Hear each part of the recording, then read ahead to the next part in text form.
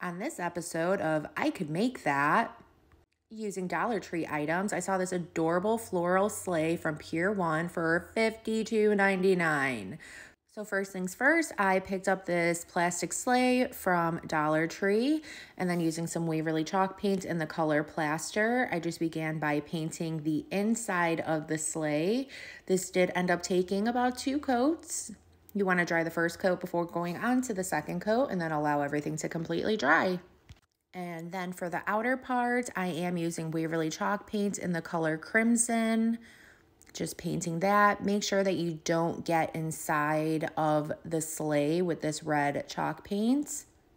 You just want to try as hard as you can to not contaminate that white chalk paint that you put on the inside. Again, this required 2 coats. Dry the first coat before going on to the second coat and then allow that to dry. Next, I am grabbing some Waverly Antique Wax, applying a generous amount on the inside to cover up that white chalk paint. I didn't wipe any excess off. I just brushed it on and left it as is. And once this dries, it'll almost resemble wood that has been stained with some dark brown wood stain. And then I just started applying some of the antique wax all around the outside of the sleigh as well. Put that aside, and then I grabbed 2 of these wreath hangers from Dollar Tree. Start off by using the side that is already curled. You might have to grab a tool to help you curl it even more. So that's all I'm doing, is just curling it just a little bit more.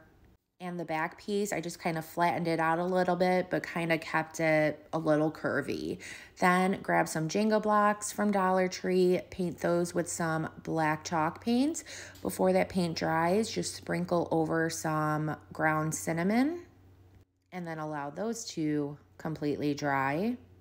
And once they are dry, it's going to look like they are nice and rusty. I just did the same thing to the wreath hangers, just dabbed on some of that black chalk paint and then sprinkled over some of that cinnamon as well, and then let that dry. Now let's go ahead and assemble this together. So I'm using this Dollar Tree adhesive glue, which is a great substitute for E6000, applying that on those Jenga blocks with a mixture of hot glue, placing those on the bottom of the sleigh. And then go ahead and use the same mixture of the glues to adhere the sleigh on top of those wreath hangers. You may have to wipe off some of the cinnamon on the wreath hangers. So just use some rubbing alcohol for that and just kind of dab in that one spot. And I allow my glues to completely dry overnight. And look at how cute this is.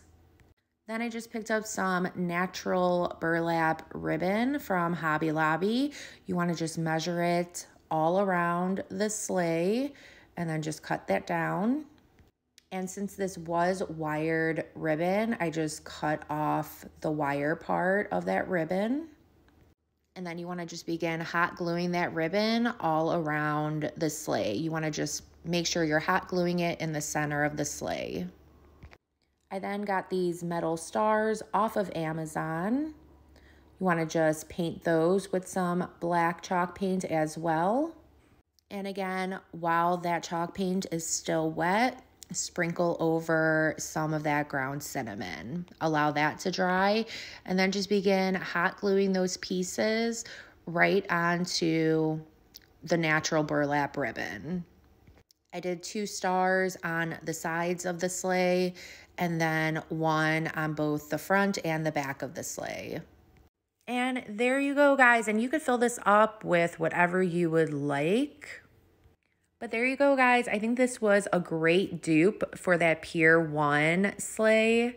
I hope this inspires you guys to create your own in your own special way. If it did, please be sure to sprinkle the love. Thank you so much, and I hope y'all have a good rest of your day. Thanks. Bye.